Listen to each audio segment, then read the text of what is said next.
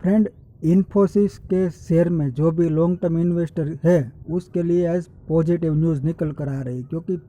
Pfizer IT outsourcing deal जो कि 1.5 billion dollar यानी कि 11,000 करोड़ के आसपास की इसकी कुल वैल्यू होती है, उस डील में सबसे आगे यानी कि जो आईटी कंपनियां हैं वो डील विन करने के लिए यहाँ पर भाग लेती है, उसमें सबसे आगे अभी इन्फोसिस पाई जा रही है। और इस साल कंपनी ने बड़ी बड़ी काफ़ी डीलें भी साइन कर ली है ऑलरेडी। तो फ्रेंड,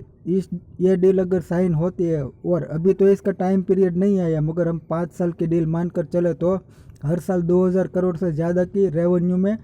ये ग्रोथ दिखा सकती है। यानी कि जो अभी 1 लाख करोड़ के आसपास की एनुअल इन्फोसिस की रेवेन्यू है, वहाँ पर 2% की इस डील की वजह से रेवेन्यू ग्रोथ देखने को मिल सकती है। तो फ्रेंड्स, ओवरऑल ये न्यूज़ पब्लिक डोमेन में आज सुबह से ही आ गई थी, तो